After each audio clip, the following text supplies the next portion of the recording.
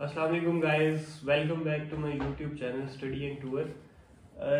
एक दोस्त ने रिक्वेस्ट की थी कि आपने जो वीडियो बनाई है स्टडी वीज़ा प्रोसेस की कि जब आपका एडमिशन कंफर्म हो जाता है तो उसके बाद जो सारा प्रोसेस होता है उसके कौन कौन से स्टेप्स होते हैं, उस पर मैंने एक वीडियो बनाई थी। लेकिन एक दोस्त ने कमेंट किया कि काइंडली जो है वो इसको प्रैक्टिकल करके बता दे। ये वाइट बोर्ड मैंने पहले से बना के रखा था, लेकिन इसको सेट करने का जो है वो टाइम नहीं था मिल रहा। और आज मैंने सोचा कि चले आपको लिख के जो है वो समझाता हूँ। टीचिंग जो है वो वैसे भी मैं करता रहूँ और मुझे अच्छा लगेगा कि आप लोगों को अगर समझ आ जाएगी। बहुत इंपॉर्टेंट टॉपिक है वीज़ा प्रोसेस। चेक रिपब्लिक का जो स्टडी वीज़ा का प्रोसेस है उसका जब आपका एडमिशन एक दफ़ा कंफर्म हो जाता है उसके बाद आपने कौन कौन से जो है वो स्टेप्स करने होते हैं। अगर आप राइट डाउन करना चाहते हैं तो वीडियो को पॉज करके जो है इन स्टेप्स को ज़रूर राइट डाउन कीजिएगा, ये आपकी बड़ी हेल्प करेंगे। इसके अलावा जो है आपको कहीं पे भी जाने की ज़रूरत नहीं है, मैं आपको स्टेप बाय स्टेप जो है हर चीज़ बताने लगा हूँ। तो टॉपिक जो है वो वीडियो का वीज़ा प्रोसेस है फॉर स्टडी इन चेक Republic. Long term study visa का प्रोसेस आपने कैसे करना होता है जब आपका एक दफ़ा एडमिशन कंफर्म हो जाता है। ठीक है, तो सबसे पहले रिक्वेस्ट है कि अगर आप मेरे चैनल पे नए हैं तो प्लीज़ चैनल को सब्सक्राइब कर लें। अगर आप मुझे फेसबुक से देख रहे हैं तो मेरा चैनल है यूट्यूब का स्टडी एंड टूर, उसका लिंक जो है वो आपको मेरी फेसबुक प्रोफाइल पे भी मिल जाएगा और मैं वीडियो के डिस्क्रिप्शन में भी दे दूंगा। तो प्लीज़ जो है वो चैनल को विजिट करें, वहाँ पे जो है वो आपको सारी वीडियोस टॉपिक बाय टॉपिक मिलेंगी और वीडियोस की मैंने प्लेलिस्ट भी बना के रखी हैं। अगर आप चेक रिपब्लिक के लिए जो है वो इंटरेस्टेड है स्टडी वीज़ा के प्रोसेस के लिए तो आप मेरे चैनल पे जाएं, वहाँ पे आपको कंप्लीट जो है वो पैकेज मिलेगा। तो स्टार्ट करते हैं वीडियो के टॉपिक से। जब आपका एक दफ़ा एडमिशन कंफर्म हो जाता है या आपको एक दफ़ा जो है वो कंडीशनल एडमिशन ऑफर होता है तो उसके बाद आपने कौन कौन से जो है वो स्टेप्स करने होते हैं। ठीक है, सबसे पहले जो मोस्ट इम्पॉर्टेंट स्टेप है, किसी भी यूनिवर्सिटी से आपको एडमिशन ऑफर होता है तो यूनिवर्सिटी जो है वो आपके डॉक्यूमेंट्स मांगती है कि आपके जो एजुकेशनल डॉक्यूमेंट्स हैं वो हमें प्रोवाइड करें ताकि आपकी इंटरनल एवेल्युएशन का या नोटिफिकेशन का प्रोसेस स्टार्ट हो। अब आपके लिए जो सबसे पहला स्टेप स्टार्ट होता है वो होता है सुपर लीगलाइजेशन का।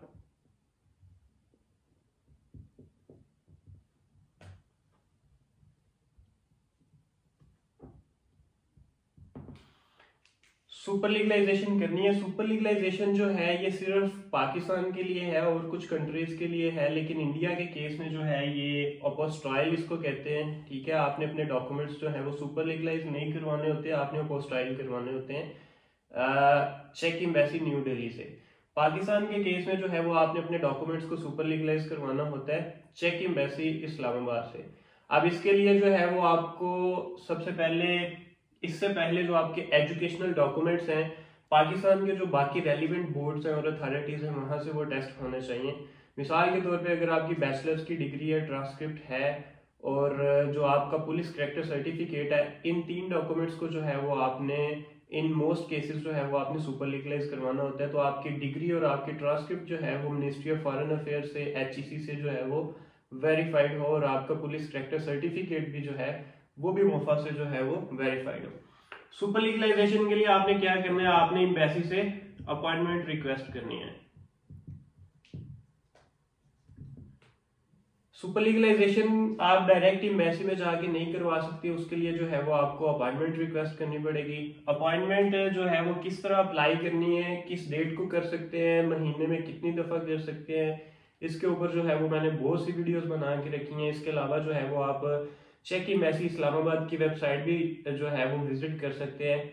हर महीने के एंड पे लास्ट वर्किंग डे को जो है वो सुबह 8 बजे पाकिस्तानी स्टैंडर्ड टाइम के मुताबिक आपने अपॉइंटमेंट अप्लाई करनी होती है और महीने में एक दफा कर सकते हैं। अपॉइंटमेंट के बाद जो है जब आपको सुपर लीगलाइजेशन की अपॉइंटमेंट मिल जाती है और उसके बाद आपके डॉक्यूमेंट्स उसी दिन जो है वो सुपर लीगलाइज हो जाते हैं, उसके बाद आपने उनको नोटराइज करवा के यूनिवर्सिटी को भेजना होता है। तीसरा जो स्टेप आता है वो आता है नोटराइजेशन का।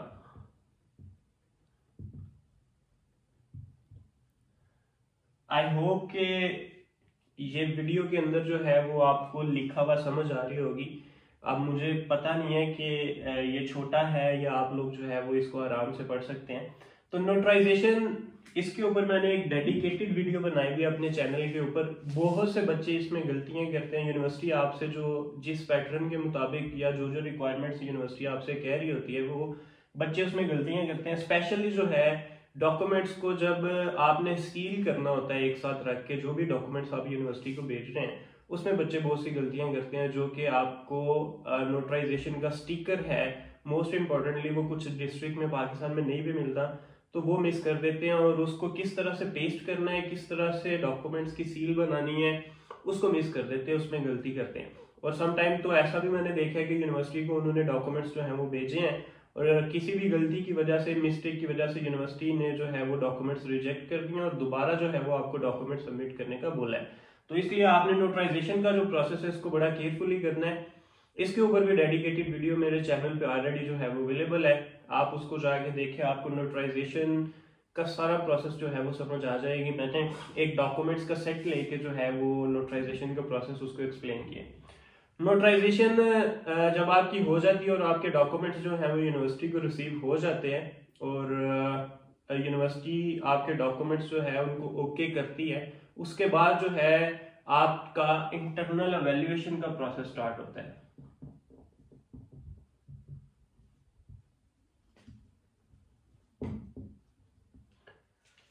इंटरनल एवेल्युएशन जो है बेसिकली इसकी जो जनरल टर्म है वो है जनरल रिकग्निशन, या आप रिकग्निशन भी कह सकते हैं।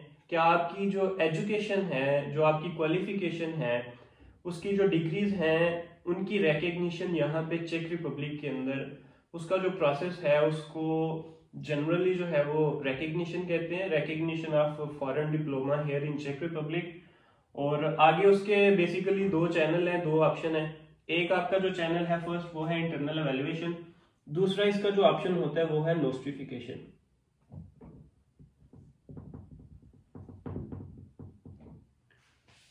जो रिकमेंड किया जाता है यूनिवर्सिटीज की तरफ से भी वो इंटरनल एवेल्युएशन होता है, क्योंकि ये एक महीने के अंदर विद इन 1 मंथ जो है वो कंप्लीट हो जाता है और इसकी फीस भी कम होती है।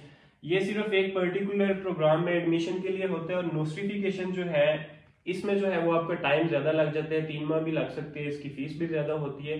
नोस्टिफिकेशन जो है उसके अंदर आपको एक फाइनल सर्टिफिकेट जो है वो इशू किया जाता है, और इन फ्यूचर जो है अगर आप स्टडी पर्पज के लिए कहीं पे भी अप्लाई कर रहे हैं एडमिशन के लिए, तो आप अपना वो सर्टिफिकेट सबमिट कर सकते हैं। आपको बार बार जो है वो इंटरनल एवेल्युएशन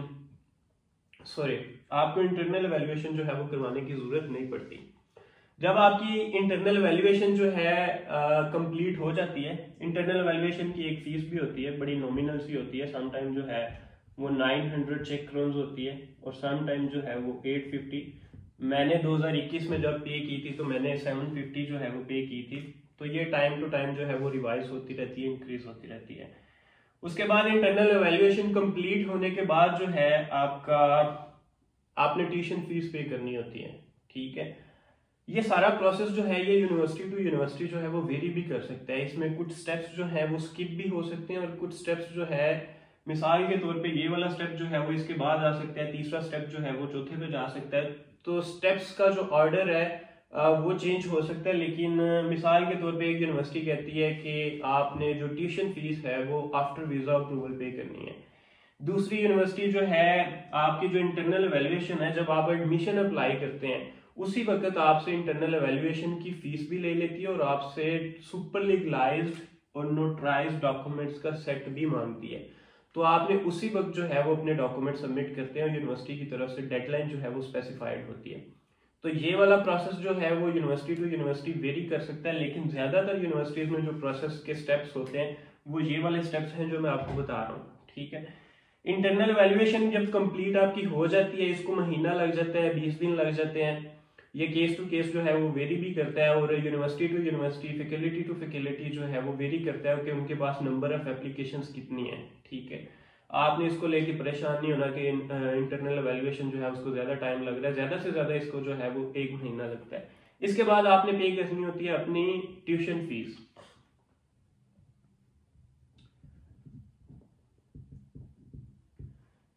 ट्यूशन फीस पे जब आपकी इंटरनल एवेल्युएशन कंप्लीट हो जाती है, इससे पहले, इस स्टेप से भी पहले, जब आपको एडमिशन ऑफर होता है, जब आपको कंडीशनल एडमिशन ऑफर होता है यूनिवर्सिटी की तरफ से, तो यूनिवर्सिटी का जो इंटरनेशनल रिलेशंस का ऑफिस होता है उसकी तरफ से आपको एक डिटेल्ड ईमेल आती है, ठीक है। या फिर जब आपकी इंटरनल वैल्यूएशन कंप्लीट हो जाती है, तो इसके बाद जो है वो आपको फीस की पेमेंट के लिए, ट्यूशन फीस की पेमेंट के लिए आपको यूनिवर्सिटी का जो बैंक होता है, बैंक की डिटेल्स आपसे शेयर की जाती हैं। और उसके अलावा जो आपका एप्लीकेशन पोर्टल होता है, जो आपको लॉगिन होता है यूनिवर्सिटी की वेबसाइट के ऊपर, उसके अंदर भी जो है वो आपको पेमेंट की डिटेल्स उसमें एंटर कर दी जाती हैं। आप वहां पे जाके जो है वो ऑनलाइन बाय कार्ड भी पे कर सकते हैं, और उसके अलावा जो है वो आप बैंक ट्रांसफर भी कर सकते हैं। और उसके अलावा भी जो है वो डिफरेंट मेथड्स यूनिवर्सिटीज ने ऑफर किए होते हैं। ये भी यूनिवर्सिटी टू यूनिवर्सिटी जो है वो वेरी करता है। अब इसमें अगर आप कार्ड से पे करेंगे डायरेक्टली अपने वीजा मास्टर कार्ड से, याद रखें कि कोई भी इंटरनेशनल पेमेंट करने के लिए आपके पास वीजा या मास्टर कार्ड होना जरूरी है, ठीक है।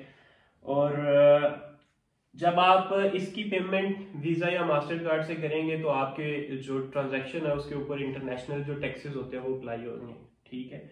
और अगर आप बैंक से भी ट्रांसफर करते हैं तो फिर भी जो है वो आपके टैक्सेस अप्लाई होते हैं, आपको एक एक्स्ट्रा अमाउंट उसमें जो है वो पे करनी पड़ती है टैक्सेस की। और इसके अलावा दूसरा ऑप्शन ये होता है कि अगर आपका कोई जानने वाला जो है वो यहाँ पे ऑलरेडी चेक रिपब्लिक में है, आप मिसाल के तौर पे आपकी जो फीस है 50,000 चेक क्रोन्स है, अब इसके ऊपर जो है वो अगर आपको 5,000 चेक क्रोन एक्स्ट्रा पे करना पड़ रहा है, तो आपका अगर ऑलरेडी कोई चेक रिपब्लिक में जानने वाला है तो आप उससे रिक्वेस्ट कर सकते हैं कि 50,000 चेक क्रोन्स के इक्वल उस वक्त गूगल के ऊपर जो करंट रेट, कन्वर्जन रेट बन रहा है पीकेआर के अंदर, आप उस बंदे से रिक्वेस्ट करके उसको पाकिस्तान में जो है वो पीकेआर दे दें, और उसके इक्वल अमाउंट जो है वो आप उससे अपने बैंक, यूनिवर्सिटी की जो बैंक डिटेल्स हैं या जो पेमेंट की डिटेल्स हैं वो आप उससे शेयर करें और उससे अपनी फीस पे करवा लें, तो आपका 5,000 चेक क्रोन जो है वो आप सेव कर सकते हैं, ठीक है। लेकिन जब आप प्रोसेस कर रहे होते हैं तो कोई भी जो है वो इस मुश्किल में पड़ना नहीं चाहता, डायरेक्ट लोग जो है वो जाके बाय कार्ड ऑनलाइन ट्रांसफर कर देते हैं या बाय बैंक ट्रांसफर कर देते हैं। मैंने अपने केस में जो किए थे मैंने बैंक ट्रांसफर किया था, ठीक है। इंटरनल ट्यूशन फीस पे करने के बाद यहाँ पे जो है वो भी इसको रेज करना पड़ेगा, इसको रेज कर लेते हैं। आप लोगों ने अगर राइट डाउन करना है तो आप वीडियो को पॉज करके जो है वो ये सारे स्टेप राइट डाउन भी कर सकते हैं, ठीक है। मेरा जो व्हाइट बोर्ड है ये प्रोफेशनल नहीं है, मैंने खुद ही बनाया था और इसकी सेटिंग मैंने बड़ी मुश्किल से की है, सिर्फ आप लोगों के लिए कि आपको समझ आ जाए। ये आप लोग देख रहे हैं इसको मैंने ये चेयर के ऊपर जो है वो सेट किया है। अगला जो स्टेप आता है इसके बाद वो आता है अकोमोडेशन।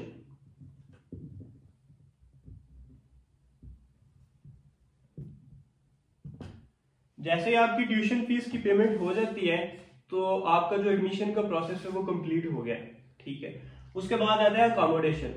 अकोमोडेशन के लिए जो है वो प्रेफरेबली आपको डॉर्मेट्रीज जो होती हैं यूनिवर्सिटीज की, उसका एक बुकिंग का सिस्टम होता है जिसको आइसकॉम बोला जाता है। उसके जो क्रीडेंशियल्स होते हैं वो आपके सेम वही होते हैं जो आपने एडमिशन एप्लीकेशन के लिए यूज किए थे, यूनिवर्सिटी ने जो है वो आपको असाइन किए थे, वही लॉगिन और पासवर्ड यूज करके आपने आइसकॉम पे जाके लॉगिन करना है और वहां पे जाके आपने अकोमोडेशन की जो है वो एप्लीकेशन सबमिट करनी है। इसके अलावा समटाइम जो है यूनिवर्सिटीज का जो अकोमोडेशन बुकिंग का सिस्टम होता है वो आपका जो यूनिवर्सिटी का एप्लीकेशन पोर्टल का सिस्टम होता है उसके क्रीडेंशियल्स उससे डिफरेंट होते हैं। लेकिन जब आपका एक दफा एडमिशन का प्रोसेस कंप्लीट हो जाता है और आपने अकोमोडेशन बुक करनी होती है तो यूनिवर्सिटी आपको उसके लिए जो रिक्वायर्ड क्रीडेंशियल्स होते हैं वो आपके यूनिवर्सिटी पोर्टल के अंदर आपको असाइन कर देती है या आपको बाय ईमेल जो है वो सेंड कर देती है, ठीक है। तो आपने अपनी अकोमोडेशन जो है वो बुक करनी है।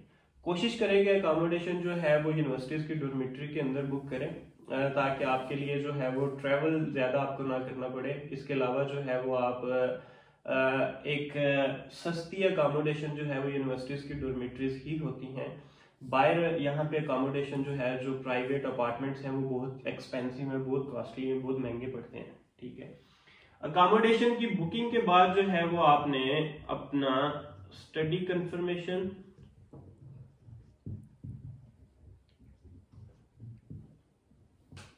और अपना अकोमोडेशन कॉन्ट्रैक्ट, जब आपने अकोमोडेशन बुक कर लिया है तो अकोमोडेशन का जो मैनेजर होता है, अकोमोडेशन का जो हेड होता है, उसको आपने ईमेल करनी है कि वो आपकी जब अकोमोडेशन फाइनल हो जाए, ठीक है, आपको अकोमोडेशन असाइन हो गई है कि इस बिल्डिंग के अंदर आपने अप्लाई किया था, ये दो ऑप्शंस जो है वो आपने प्रायोरिटी पे रखे थे, तो उनमें से एक जगह पे जो है वो आपकी अकोमोडेशन कंफर्म हो गई है, तो फाइनली जो है जब आपने वीजा प्रोसेस करना है तो आपको एक अकोमोडेशन कॉन्ट्रैक्ट या अकोमोडेशन का जो एड्रेस डॉक्यूमेंट होता है, जो कि वीजा प्रोसेस के लिए जरूरी होता है, वो आपको इशू किया जाता है।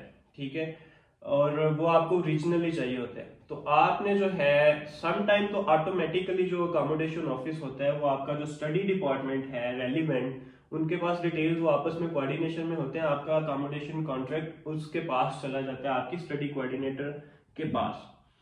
अगर ऐसा नहीं होता तो आपने अकोमोडेशन ऑफिस वालों से जो है वो रिक्वेस्ट करनी है कि वो आपका जो एड्रेस डॉक्यूमेंट है वो आपकी स्टडी डिपार्टमेंट को, आपकी स्टडी कोऑर्डिनेटर को जो है वो सेंड कर दें। स्टडी डिपार्टमेंट ने ऑलरेडी जो है वो आपका स्टडी कंफर्मेशन रेडी किया होता है। अब आपने जब आपके डॉक्यूमेंट्स जो हैं वो दोनों प्रिपेयर हो जाएंगे तो आपने अपनी स्टडी कोऑर्डिनेटर से जो है वो रिक्वेस्ट करनी है कि आपके दोनों डॉक्यूमेंट्स जो हैं वो आपके एड्रेस पे पाकिस्तान आपको भिजवा दिए जाएं, जो कि आपको वीजा प्रोसेस के लिए चाहिए होते हैं।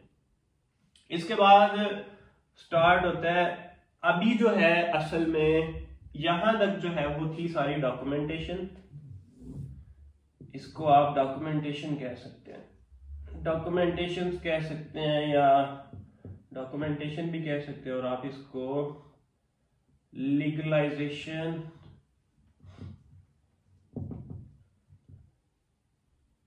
प्रोसेस भी कह सकते हैं या वेरिफिकेशन प्रोसेस भी कह सकते हैं। ठीक है, क्योंकि इसके अंदर जो है वो आपकी अकोमोडेशन की बुकिंग हुई है, आपकी इंटरनल एवेल्युएशन हुई है, आपकी सुपर लीगलाइजेशन हुई है, आपने नोटराइजेशन की थी। ठीक है, तो इसके अंदर जो है वो जो लीगलाइजेशन का और एवेल्युएशन का और डॉक्यूमेंटेशन का जो प्रोसेस था वो इन्वॉल्व था। इसके बाद असल में जो है वो भी आपका वीजा प्रोसेस स्टार्ट हुआ है। अभी आपने जो है वो जब आपके पास डॉक्यूमेंट्स पहुंच जाएंगे या पहुंचने से पहले ही जो है वो आपने वीजा अपॉइंटमेंट अप्लाई करना शुरू करनी है। ठीक है, यहां पे आती है आपकी वीजा अपॉइंटमेंट।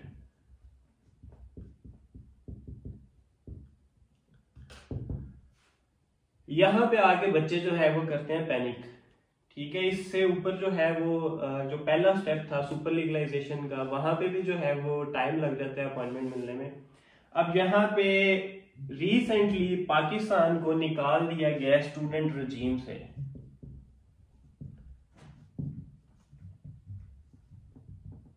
स्टूडेंट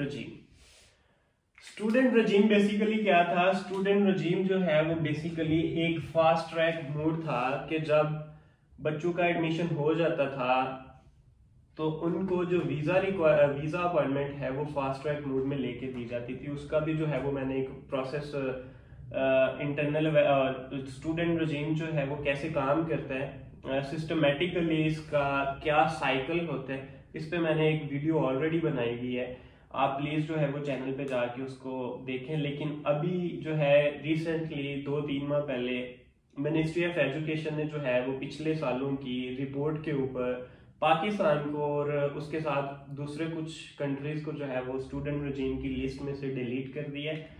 अब आपने जो वीजा अपॉइंटमेंट अप्लाई करनी है वो सेल्फ के ऊपर करनी है, आपने खुद से जो है वो एम्बेसी को वीजा अपॉइंटमेंट रिक्वेस्ट करनी है।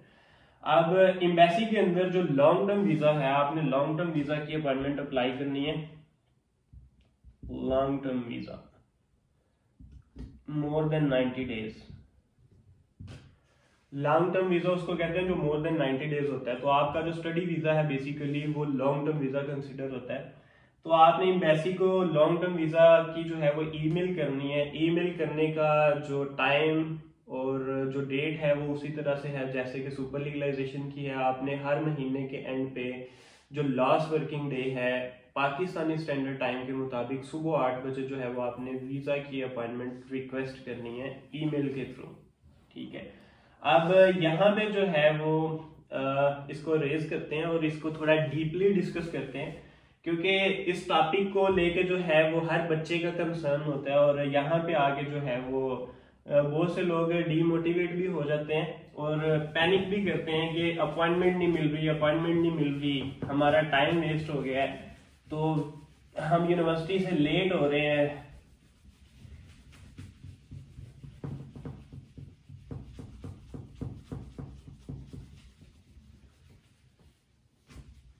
अच्छा जी, इसको सेट कर लेते हैं। वीजा अपॉइंटमेंट को जो है वो थोड़ा डिटेल में डिस्कस करते हैं।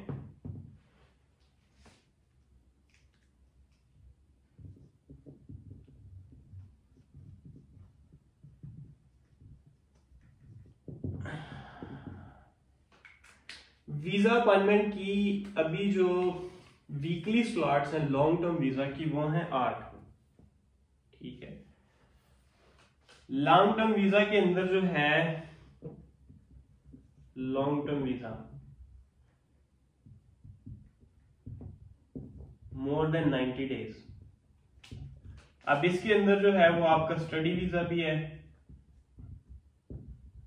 अब इसके अंदर जो है वो आपका फैमिली वीजा भी शामिल है और इसके अंदर जो है वो आपका बिजनेस वीजा भी है। अब ये जो स्लॉट्स हैं जो आपकी वीकली हैं पर वीक, मंथली स्लॉट्स जो बनती हैं वो आपकी 32 स्लॉट्स बनती हैं। लॉन्ग टर्म वीजा 90 डेज, अब इसके अंदर जो है वो स्टडी वीजा भी शामिल है, इसके अंदर जो है वो फैमिली वीजा भी शामिल है, इसके अंदर जो है वो बिजनेस वीजा भी शामिल है। चेक रिपब्लिक के केस में जो है वो फैमिली वीजा और बिजनेस वीजा की जो रेशो है स्टडी वीजा के अगेंस्ट वो बहुत कम है। सबसे ज्यादा जो एप्लीकेशंस होती हैं वो स्टडी वीजा की होती हैं। ठीक है, इसीलिए जो है वो कंपटीशन क्रिएट होता है। ठीक है ना, इसीलिए क्योंकि आपकी टोटल स्लॉट्स हैं 8 पर वीक वीजा की जो है। अब आपको स्टूडेंट रजीम में जो है वो अपॉइंटमेंट नहीं मिलेगी, आपने अपॉइंटमेंट खुद से रिक्वेस्ट करनी है और एम्बेसी ने पर वीक ये वाली स्लॉट्स फिल करनी है उनके पास जो एप्लीकेशंस आएंगी। ठीक है, अब मिसाल के तौर पे पर वीक जो है वो स्लॉट्स हैं 8। अगर हम इसको मंथली डिस्कस करते हैं, क्योंकि एम्बेसी जो है वो भी स्लॉट्स जो ओपन करती है वो मंथली करती है, महीने में एक दफा जो है वो आप अपॉइंटमेंट अप्लाई कर सकते हैं, तो वो बन गई 32। एम्बेसी के पास जो है वो जो रिक्वेस्ट आई है इसके अगेंस्ट वो आई है 64। ठीक है, अब एम्बेसी का जो क्राइटेरिया है अपॉइंटमेंट्स इनवाइट करने का या अपॉइंटमेंट्स असाइन करने का या इन स्लॉट्स को फिल करने का, वो है first come first serve basis के ऊपर। और इसमें जो कंपटीशन है वो सेकंड्स का है। सुपर वीजा की अपॉइंटमेंट जो है वो क्या कह सकते हैं उसको कि माइक्रो सेकंड्स के अंदर जो है वो इसका कंपटीशन है। ठीक है, जिस बंदे की अपॉइंटमेंट जो है वो एम्बेसी के सिस्टम के अंदर पहले इन होगी, ठीक है, और उसकी बाकी भी चीजें जो है वो देखी जाएंगी कि उसने जो है वो जो प्रेस्क्राइब्ड फॉर्मेट था एम्बेसी का उसके मुताबिक जो है वो ईमेल की है, 2 दफा ईमेल तो नहीं की, जो स्टडी कंफर्मेशन या बाकी जो सपोर्टिंग डॉक्यूमेंट्स थे वो अटैच किए हैं या नहीं किए। ठीक है, तो आपकी जो रिक्वेस्ट जाती है एम्बेसी को, उस रिक्वेस्ट की जो है वो एवेल्युएशन होती है और उसमें साथ में उसका मेरिट चेक किया जाता है कि आपकी जो ईमेल है वो मेरिट में कहाँ पे आ रही है। फिर जो है वो आपको आपकी अपॉइंटमेंट स्लॉट जो है वो कंफर्म होती है और आपको एम्बेसी की तरफ से जो है वो आपकी ईमेल का रिप्लाई आता है कि आपकी अपॉइंटमेंट जो है वो कंफर्म हो गई है। पहली दफा जब आप अपॉइंटमेंट अप्लाई करते हैं तो विद इन फ्यू मिनट्स जो है वो आपको एक ऑटो रिप्लाई आता है जिसमें ये चांसेस होते हैं कि आपकी जो ईमेल थी वो मतलब विद इन टाइम फ्रेम पहुंची है, लेकिन स्टिल जो है वो कंफर्म नहीं है। एम्बेसी जो है वो 14 डेज का टाइम ले सकती है, लेकिन 14 डेज से ज्यादा ही लग जाता है इन एक्चुअल, लेकिन उस ईमेल में जो लिखा होता है वो 14 डेज का लिखा होता है।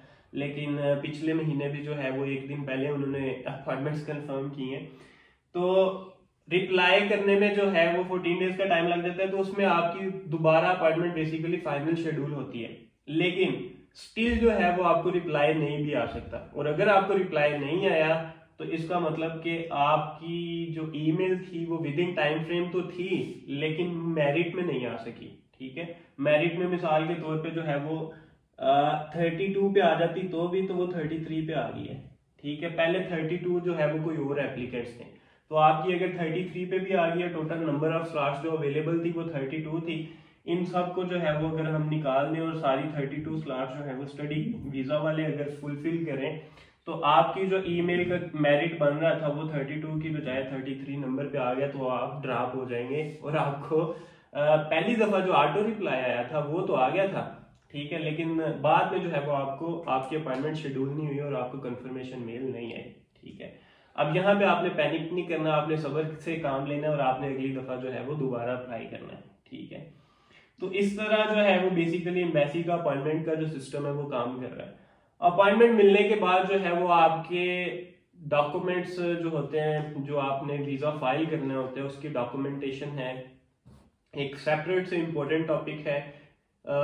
मैं कोशिश करूंगा कि जो डॉक्यूमेंटेशन है, वीजा फाइल है, उसके ऊपर एक अलग से वीडियो बनाऊं। वीडियो ये भी बहुत लंबी होगी है, और उसके ऊपर मैं एक अलग से वीडियो बनाऊंगा कि आपने बैंक स्टेटमेंट कैसे प्रिपेयर करनी है, अपने डॉक्यूमेंट्स को किस तरह से अरेंज करना है, स्टडी कंफर्मेशन या बैंक स्टेटमेंट के साथ और कौन से सपोर्टिंग डॉक्यूमेंट्स होते हैं, वीजा एप्लीकेशन फॉर्म जो होता है उसको आपने कैसे फिल करना है। इसके ऊपर मैंने 2 जो है वो वीडियोस बनाई हुई हैं, प्रैक्टिकली जो है वो मैंने वीजा एप्लीकेशन फॉर्म जो है वो फिल करके बताया लैपटॉप के ऊपर। आप मेरे चैनल पे जाएं, आपको वो दोनों वीडियोस भी जो है वो मिल जाएंगी। और उसके अलावा लास्टली जो होता है, जब आप वीजा फाइल सबमिट करने जाते हैं, वहां पे होता है आपका वीजा इंटरव्यू। वीजा इंटरव्यू के ऊपर भी जो है वो मैंने 2 डेडिकेटेड वीडियोस बनाई हुई हैं, जिसमें मैंने मोर देन 50 क्वेश्चंस और उनके जो बेस्ट पॉसिबल आंसर्स हैं वो भी मैंने डिस्कस किए हैं। उसमें कोशिश करूंगा कि मैं मजीद भी जो है वो उसको मोर पर्सपेक्टिव्स से जो है वो कवर करूँ उस टॉपिक को। तो उम्मीद है कि आप लोगों को वीडियो अच्छी लगी होगी। अगर आप लोग मेरे चैनल पे नए हैं यूट्यूब पे स्टडी एंड टूर, तो प्लीज चैनल को जो है वो सब्सक्राइब करें। अगर आप मुझे जो है वो फेसबुक से देख रहे हैं तो मेरे चैनल पे जाएं, चैनल का लिंक जो है वो आपको मेरी फेसबुक की प्रोफाइल में भी मिल जाएगा और मैं वीडियो की डिस्क्रिप्शन में भी दे दूंगा। उम्मीद है आपको वीडियो अच्छी लगी होगी। अगर आपका कोई क्वेश्चन है तो कमेंट करके मुझे जरूर बताइएगा, और इसमें अगर कोई एडिशन होती है या कोई मैंने अगर जो है वो रॉन्ग इन्फॉर्मेशन दी है, तो प्लीज जो है वो अपनी रिसर्च खुद किया करें। एम्बेसी की वेबसाइट पे जाके यूनिवर्सिटी की तरफ से जो है वो आपको वीजा प्रोसेस को लेके जो डिटेल्ड इंस्ट्रक्शंस आती है उनको भी स्टडी करें। अल्टीमेटली जो है वो डिसीजन आप लोगों का अपना होता है। मेरा जो मकसद है वो आप लोगों को मोटिवेट करना और आप लोगों के लिए आसानी करना है कि आप ये सारे प्रोसेस से गो थ्रू कैसे हो सकते हैं और कहाँ कहाँ पे आप गलती करने से बच सकते हैं। ठीक है, उम्मीद है आपको वीडियो अच्छी लगी होगी। मिलते हैं एक नई वीडियो में, तब तक जो है वो अपना ख्याल रखें। अल्लाह हाफिज।